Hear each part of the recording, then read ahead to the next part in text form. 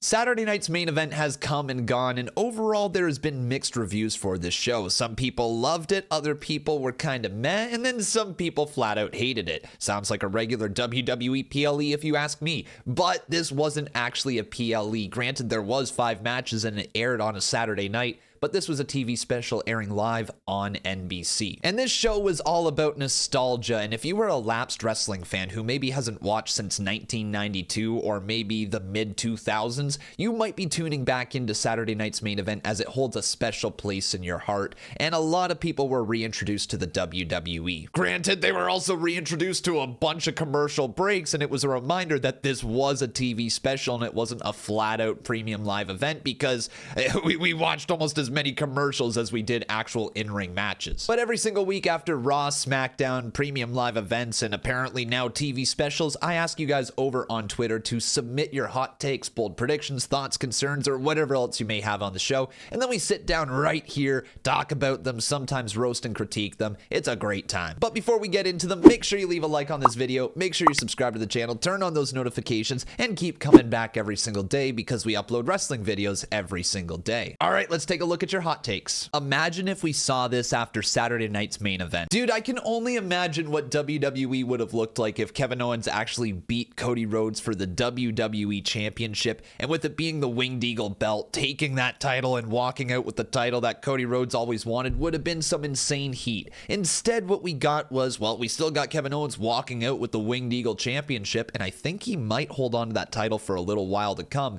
It might not just be one and done. Like, Kevin Owens might literally gloat that he has this championship, this title, this boyhood dream in his hands, and he's not going to get it back. Can you imagine the heat if Kevin Owens destroys the title? Like, actually, me just saying that, I wonder if they're going to go in that direction because this championship means so much to Cody Rhodes, and Kevin Owens don't give a crap. Now, it could be seen as a missed opportunity since Kevin Owens didn't capture the WWE Championship, and he's arguably doing some of the best work of his career. But, like, let's face it, once it was revealed that this wasn't a premium live event, and granted, it was revealed a long time ago that it wasn't a premium live event, us idiot fans just thought for some reason that it was going to be 5 matches on a Saturday night with no commercials. I was one of those idiots. But as soon as we found out that it wasn't a premium live event, like, it made all the sense in the world that Kevin Owens was going to lose this thing. Cody Rhodes wasn't losing his championship, but I do wish that the major angle that they ran at the end of the show would have actually been on TV. Regardless, though, it would have been such a cool moment to see Cody Rhodes have to chase after the championship before winning it back before WrestleMania, or at least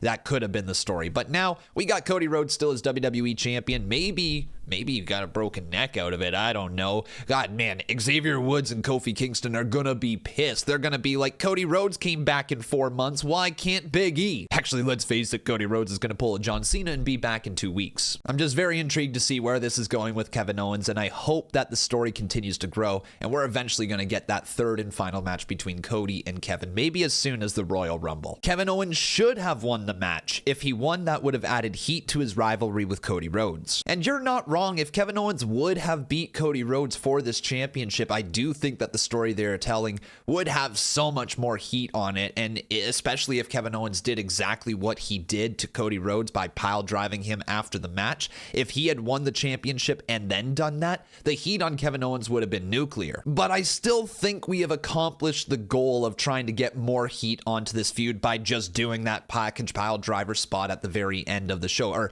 I guess technically off the air after Saturday night's main event aired. Fans of Cody Rhodes are not going to be happy that he was taken off in a stretcher, and I'm sure that that is going to add quite a bit of heat to Kevin Owens, and especially if Kevin Owens is stealing this Winged Eagle Championship and parading around with it while Cody Rhodes is maybe in the hospital recovering before Royal Rumble. We might have a lot of heat on this feud, and it would make a lot of sense to have the third and final match between them. Now, let's say Kevin Owens did actually beat Cody Rhodes. If they went in the direction of him targeting that injured ankle and really focusing in on it and being relentless on the ankle to the point that the referee calls the match, like, that would have been a way to get the title off of Cody Rhodes and put it on Kevin Owens with a ton of heat. And then imagine he hits that pile driver again after the match. Oh my God, man. Like, the heat would have been insane for KO. But again, that's not the direction we're going in. We still get this crazy moment with Cody Rhodes being taken out, but Kevin Owens isn't necessarily going to become champion in this feud. feud, and I think it's just a way to prolong Cody Rhodes as champion, to give him an adversity for a while before maybe facing somebody at WrestleMania. Who knows if it'll be Rock, if it'll be Roman again, if it'll be like, I don't know, Randy Orton, maybe a combination of Randy, Kevin, and himself, Cody. I have no idea. What do you guys think is going to be Cody Rhodes' WrestleMania match, by the way? Let me know in the comments. But it just didn't make a lot of sense for Kevin Owens to win this title tonight, even though it would have made for a really entertaining show. Something about Cody with the Winged Eagle title just feels right. I hope he introduces a modern version of it like he did with the Intercontinental Championship back in the day. Yeah, man, that Winged Eagle title just looks perfect for Cody Rhodes. It looks like it was made for him, and if I was Triple H, I'd be seriously considering allowing him to wear this Winged Eagle title a lot more often. But here's the thing, WWE is all about that marketing and that branding, and there is no chance Triple H is going to remove the iconic WWE logo from their championship belt. And the very simple reason is because anytime anybody sees that title, they immediately associate it with the WWE. It doesn't matter if you're an NFL franchise, an MLB franchise, an NHL franchise, an NBA franchise, you name it, some schmuck on the street knows exactly what that WWE title looks like. And the Winged Eagle title, well, it is classic, well, it is gorgeous, well, it is one of the most beautiful championships WWE has ever had.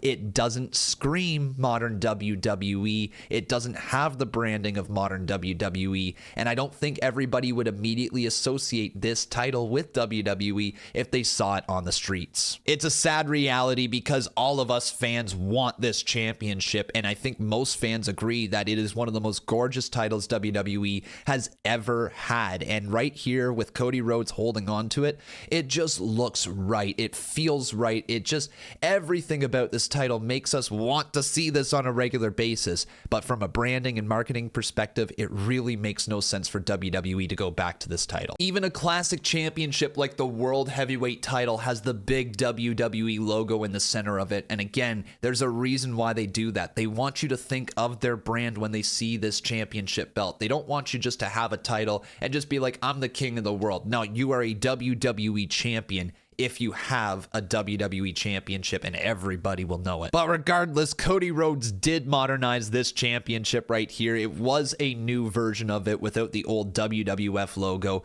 and it looked perfect, and I hope WWE does let Cody Rhodes do this more often. It would be a great part of his character, his gimmick, his story. It would be awesome for big-time matchups if he brought it out. But as a regular championship that he travels around, does interviews with, presents to fans, all of that, it's not going to be the Winged Eagle title. It's going to be the regular WWE championship, and I don't think there's anything wrong with that. But yeah, the Winged Eagle title is far superior. Kevin attacking Cody after the show went off the air is insane. It's cool how they are letting the fans record and take pictures of stuff that happens off the air. While it is cool that the fans are getting these moments off air and it's making it feel like anything can happen at any given time, there is a big disadvantage to having these moments not end the show, because what ends up happening is everybody who didn't go on social media doesn't get the full story moving forward. Yeah, I guess that is like one of those things where it's like selling you on going to the arena or following everything on social media,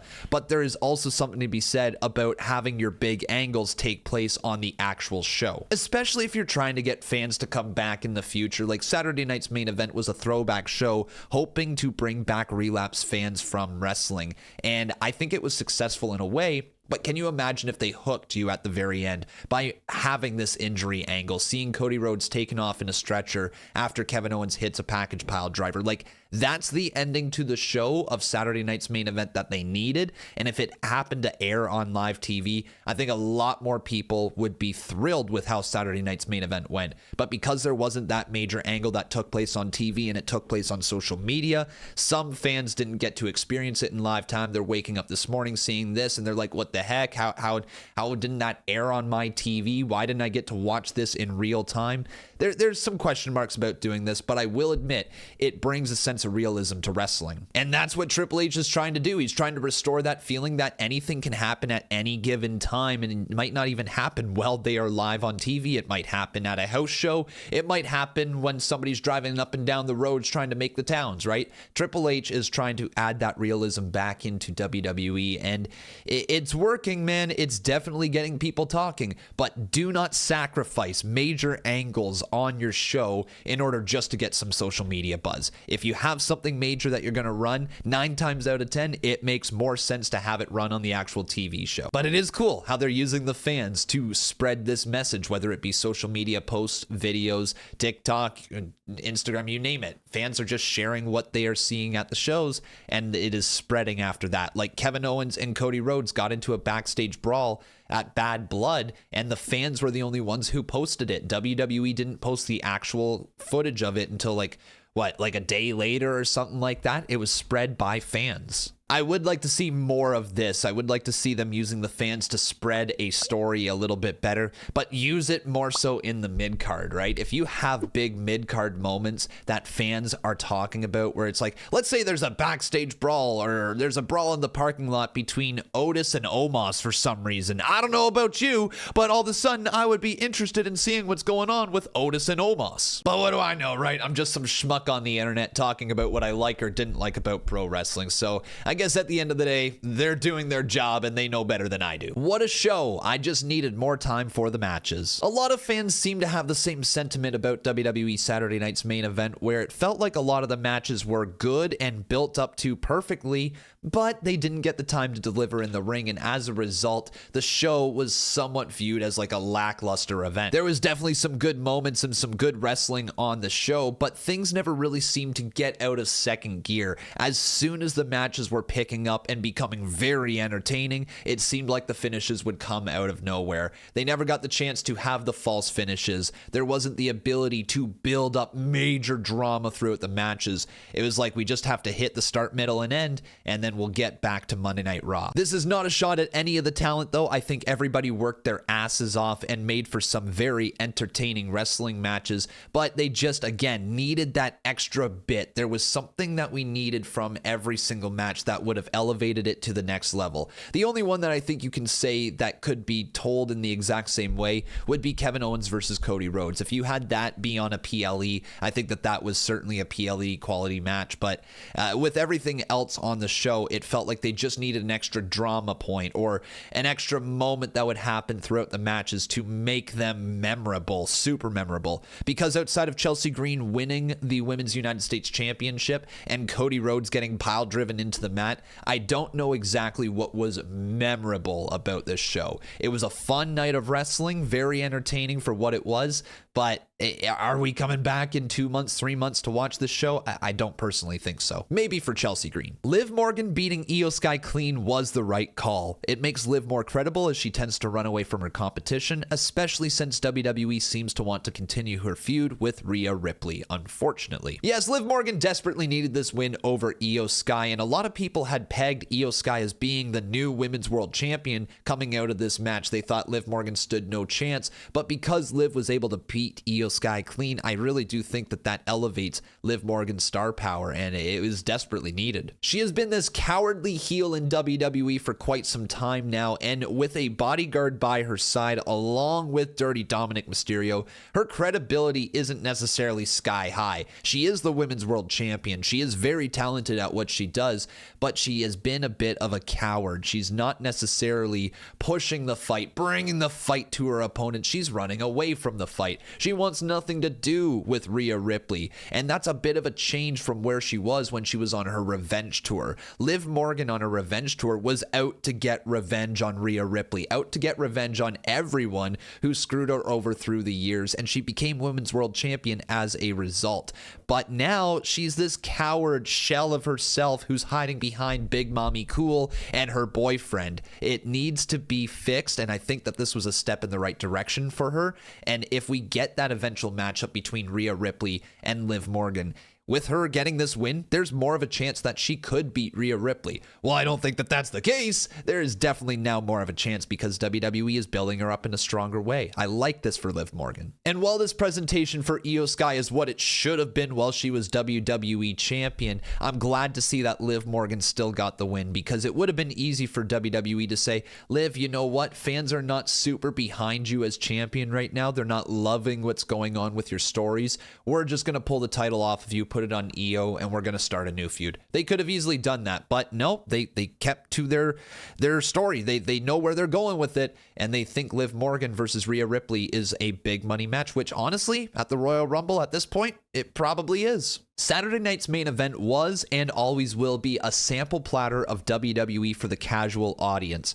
We can't expect WrestleMania levels of booking decisions at every network special. We got exactly what I expected we would, and that's okay. Enjoy the simple things in WWE, it's still fun. And you know what? I think this is probably the most level-headed comment I have received, and it put a lot of things into perspective. Yeah, this was a show that WWE was airing for the casual audience. It was attempting to get back a lot of lapsed viewers, people who stopped watching WWE years ago, and to play into that nostalgia factor, going back to the Winged Eagle title, going back to the old colors, the Jesse the Body Ventura on commentary, like the theme song, everything about it was a throwback in hopes of getting some of those fans interested in WWE again. It wasn't a show for the hardcore viewers. Well, we did get a bit of a tip of a cap, in some good wrestling and a nice storyline moving forward. It wasn't for us. It was for your granddad who hasn't watched WWE in 30 years. It was for your neighbor down the street who says, I remember when Hulk Hogan used to wrestle, and he hasn't seen anything since then. WWE is hotter than it's ever been right now. It's on fire, and this is a great way to try to showcase what they got going on. Now, with that being said, it is difficult to showcase what you have going on when you have a lot of commercial breaks like that. And so WWE might want to consider dropping one match from Saturday night's main event in the future. That way, every single match maybe gets another 3 minutes added to it, or maybe a little bit more. They needed that extra bit to showcase what WWE is truly like right now. And it was just a sample platter, okay? They're basically saying, check out the Royal Rumble if you want to see what a true premium live event is. But regardless, I still think it was a success, and WWE is going to crush it, I still think, throughout the year with Saturday night's main event. But yeah, you're absolutely right. It wasn't for the hardcore fans. It was totally for the casuals. Chelsea Green is the greatest women's United States champion ever. Well, that's not a hot take. That is a scientific fact. But congratulations to Chelsea Green, the first ever women's United States champion. And dude, she deserves this. Oh my God, she has been working her butt off for so long. And I keep saying this, but Chelsea Green, everything she touches turns to gold, and finally she has her own gold around her waist. It looks great around her. She, like, from the stupid face cut out on all of her gear, like, how great is that is going to be living throughout history in this image of Chelsea Green holding up the Women's United States Championship, the first ever to do it, and she's got pictures cut out of her face and hair all over her gear. I love it. Chelsea Green, oh, she's a great women's mid-card champion.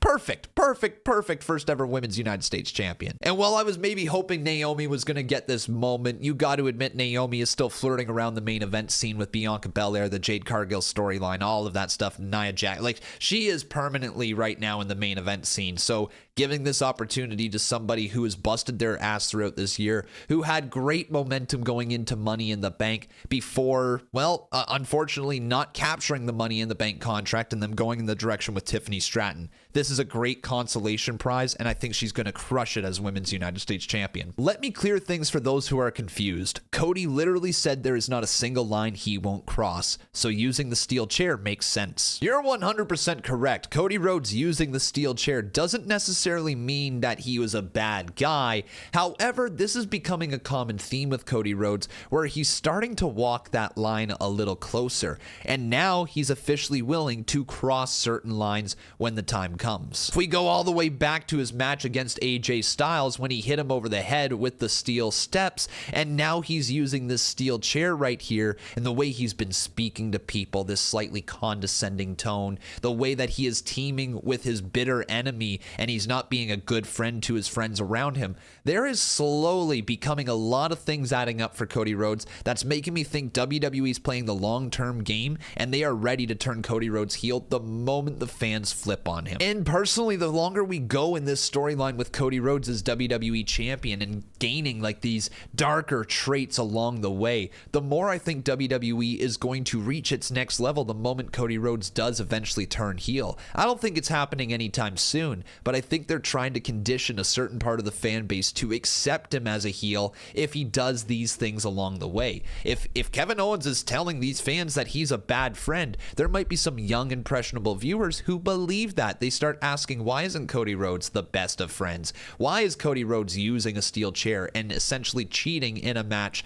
to beat a guy who, well, was just his friend for a long time, who's just bitter because he didn't consider his friendship, consider everything they went through before tagging alongside of Kevin Owens' bitter enemy in Roman Reigns. Cody Rhodes is not thinking everything through. And now that he's willing to cross those lines, it's just a matter of time before I think the fans start to get a little sour on him. In fact, it's happening as we speak. Every time I go live, granted, I'm still a huge Cody Rhodes fan, but every time we go live, there is more and more people talking about it, that Cody Rhodes is showing darker traits. Cody Rhodes is becoming corrupted. Cody Rhodes is doing the things that he must do in order to retain this championship by any means necessary. And just because he goes out there in a nice suit with a big smile and perfect hair with the championship over his shoulder and has a catchphrase of, so what do you want to talk about? It doesn't necessarily mean he is a good guy. Cody Rhodes is the ultimate politician, and he has been playing us fans for a long time. He played us fans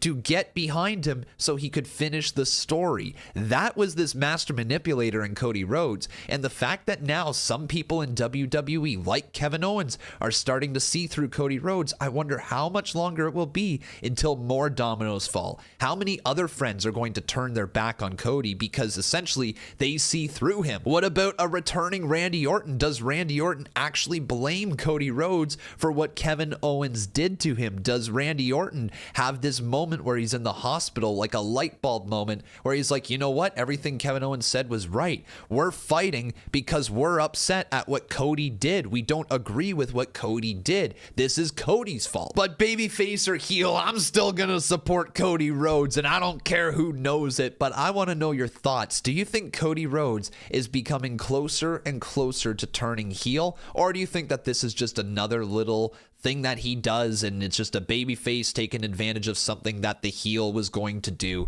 That could very well be the case, but you guys know me. I like to look deep into things, really too deep sometimes, but I still want to know what's your thoughts on Cody Rhodes. Is he turning heel? Rest in peace, Damien. You will be missed. I mean, what a savage, right? He's just rocking the snake skin of Damien on national TV. Like, dude, what? Why? Like, what? Jesse the Body Ventura. I loved him on Saturday night's main event. I thought that he was one of the best parts of the show. A lot of people had mixed opinions about him, but personally, I thought he was freaking hilarious. He was so funny to listen to. Yeah, it felt like it'd been a bit since he'd been on TV, but like, hey, it was Jesse the Body Ventura. Hearing that voice again, hearing his quick wits, the way that he was just having fun with it, I loved seeing it. And if WWE wants to bring back Jesse the Body Ventura for every Saturday night's main event moving forward, I would be so here for it. It was a breath of fresh air, which is wild to say because the man was like not on WWE TV for like 40 years or something like that. A lot of people are also telling me that he was